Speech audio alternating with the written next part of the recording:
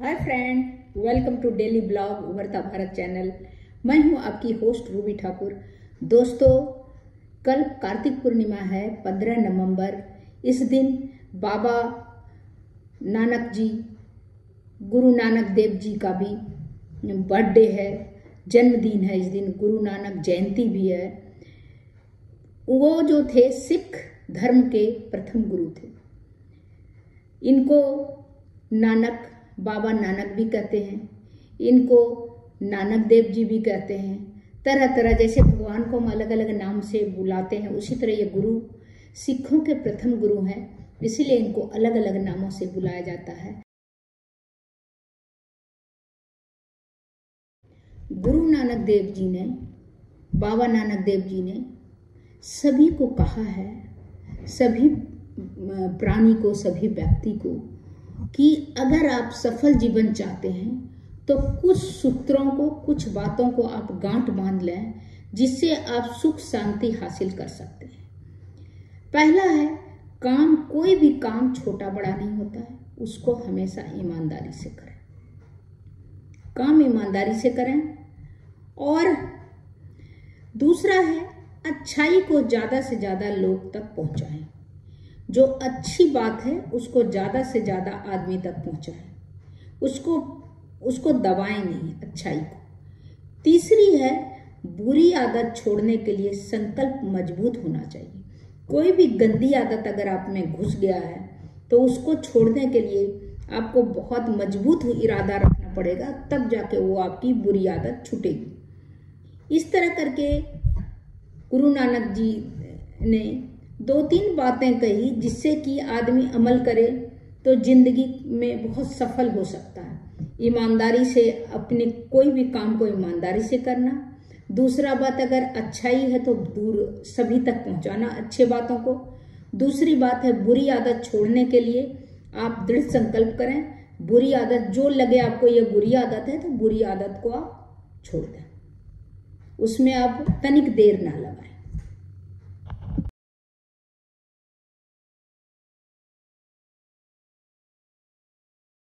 बाबा नानक देव का जन्म तलमंडी में हुआ था, जो अभी पाकिस्तान में है। तो उनकी माँ का नाम तृप्ता देवी, पिता का नाम कालू खत्री जी थे। खत्री परिवार के ये थे।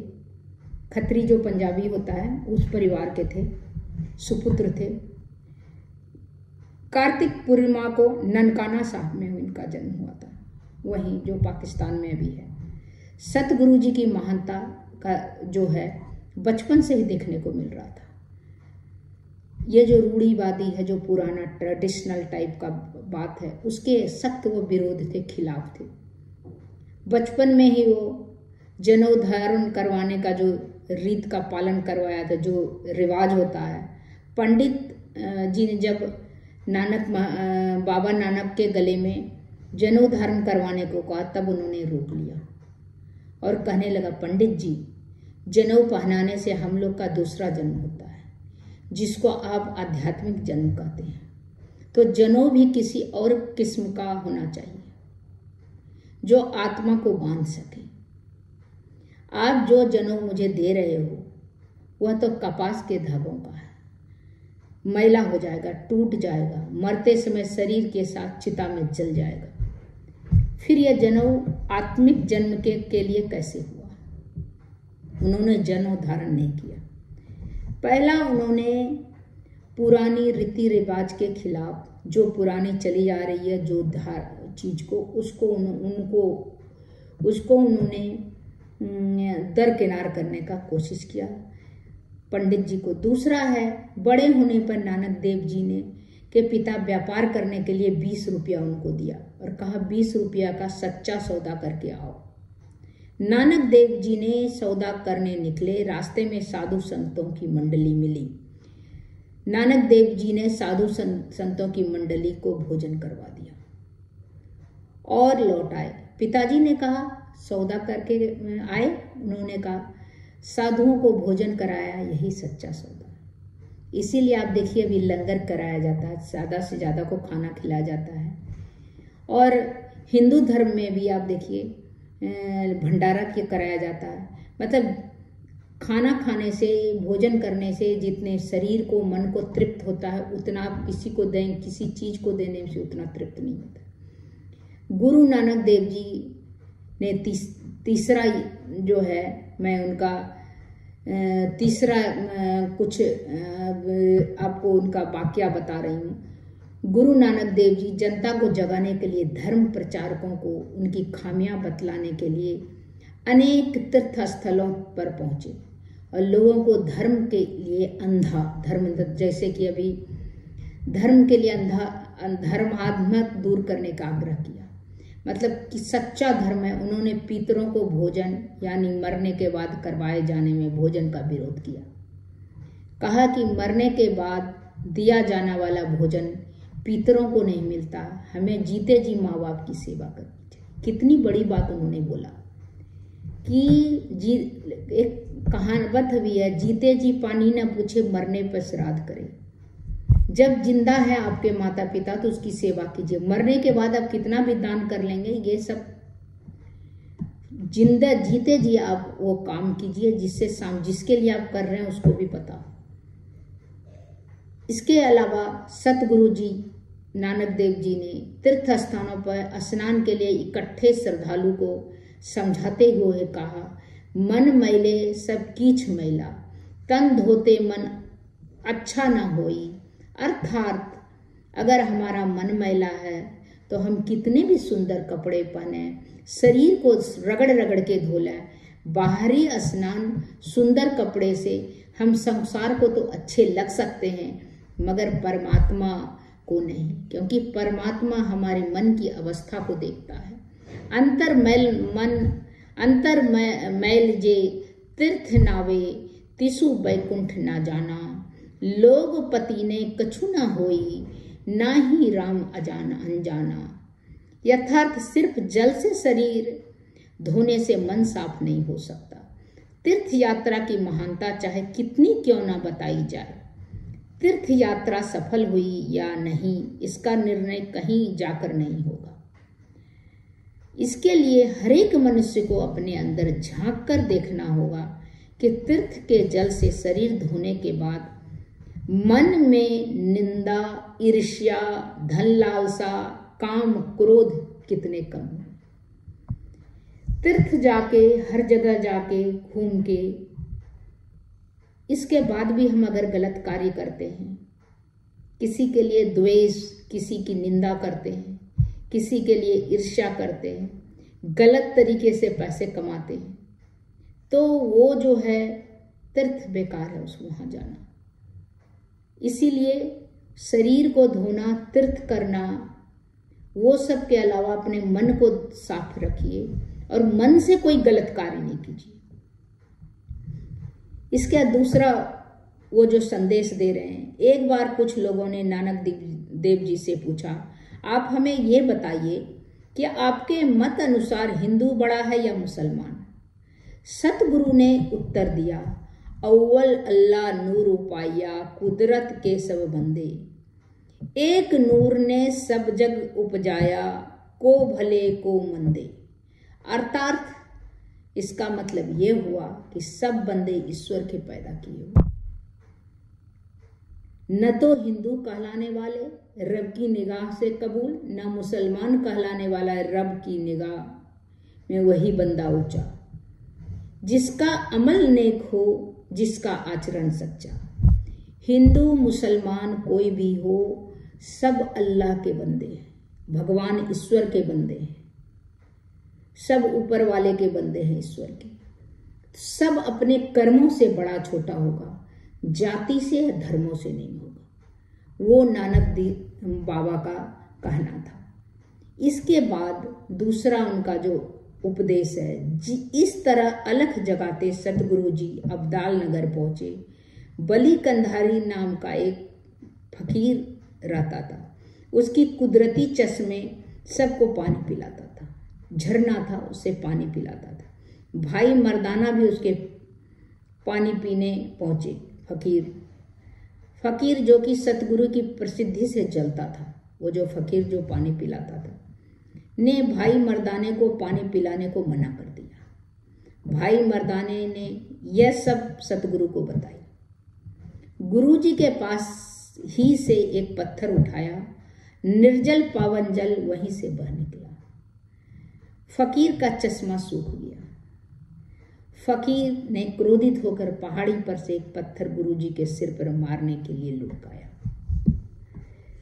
पर आत्मिक शक्ति के बादशाह नानक बाबा उसे हाथों से रोक दिया।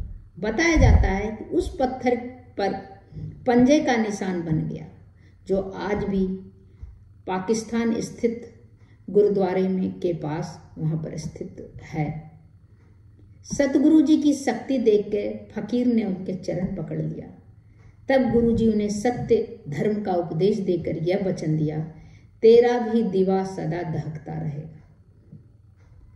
वो चश्मे से सबको पानी पिलाता था, अच्छा काम करता था फकीर, लेकिन वो जलता था बाबा नानक से, और इनका मर्दाना जो है इनके साथ जो उसको पानी नहीं पिलाया। तब इन्होंने पत्थर उठाया तो वहाँ पानी जल निकल गया, वो पानी पी लिया और फकीर का चश्मे सूख गया। ये सब देख के तब इस गुस्सा से फकीर ने क्या किया, उसने वहाँ से पत्थर लुढ़का दिया पहाड़ से, ताकि बाबा नानक देव के सर पे गिरे, चोट लगे इनको। तो उन्होंने जो रोका वो पंजा का निशान आज भी वहाँ पर है। तो इस तरह करके जब ऐसा देखने के बाद, शक्ति देख के बाबा नानक देव का, तो फकीर ने पैर पकड़ लिया, तो उनको वचन दिया, तेरा भी दीवा सदा दहकता रहेगा, मतलब तुम्हारा भी जो है सब कुछ सही रहेगा। गुरु नानक देव जी का कहना है, ईश्वर मनुष्य के हृदय में बसता है। अगर हृदय में निर्दयता, नफरत और निंदा, क्रोध आदि विकार है, गलत चीज है, जो कि निंदा है, क्रोध है कि किसी के लिए गलत सोच है, किसी के लिए नफरत है, तो ऐसे मैले हृदय में परमात्मा बैठने के लिए तैयार नहीं होते। इस तरह में ईश्वर कभी किसी के हृदय में नहीं रहते हैं, जिसके हृदय में नफरत, क्रोध, ईर्ष्या, निंदा सब रहेगा। इसके बाद नानक देव जी की जो विचार है, सदविचार, सतगुरु जी ने लोगों को सदा नेक राह पर चलने को समझाया। उनका कहना है कि साधु संगत और गुरुवाणी का आसरा लेना ही जिंदगी का ठीक रास्ता है। सबसे बड़ी करामत है परमात्मा का नाम हृदय में बसाए जाने। हृदय में बसाए जाने के लिए आपको जितने भी लोभ, मोह, दोष, ईर्ष्या सभी को त्याग करना पड़ेगा, तभी भगवान आपके हृदय में वास करेंगे। नहीं तो मैले हृदय में कोई वास भगवान नहीं करेंगे, अल्लाह नहीं करेंगे, ईश्वर नहीं करेंगे।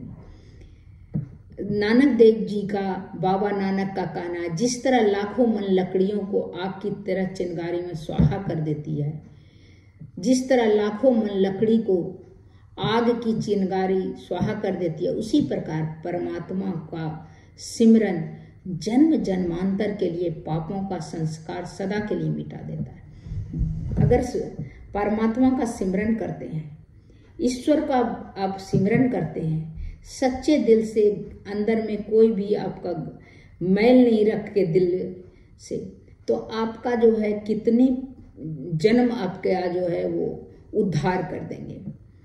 तो इस तरह करके उन्होंने अपने बाबा नानक ने उन्होंने अपना सुमधुर सरल वाणी से जनमानस का हृदय जीत लिया। लोगों को बेहद सरल भाषा में समझाया कि सभी इंसान एक दूसरे के भाई हैं, ईश्वर सबके पिता हैं। फिर एक पिता की संतान होते हुए बावजूद हम ऊंच नीच कैसे कर सकते हैं। उनका है कि कोई अलग नहीं है, रंग रूप वेशभूषा सब कुछ हमारा एक जैसा है, आँख भी हमारा एक जैसा है, हाथ भी आप देखिए एक जैसा है, हमारा सारा कुछ एक जैसा है। तो हमें जन्म देने वाला एक ईश्वर है ऊपर, और हम सारे उनके संतान हैं।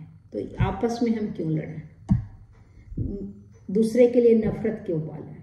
अगर मन सबका साफ हो जाएगा तो सभी का कल्याण होगा, सभी जगह। तो आज बाबा नानक देव जी का जो 15 नवंबर को उनका जयंती है, उनका बर्थडे है, तो उसके लिए मैं आप लोग सबको बाबा नानक देव को भी मैं प्रणाम करती हूँ।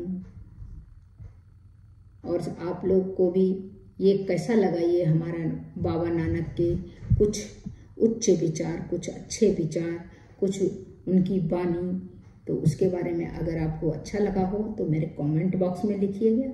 तब तक इतना ही, फिर मिलती हूँ अगले कुछ इंटरेस्टिंग वीडियो को लेकर। तब तक के लिए नमस्कार।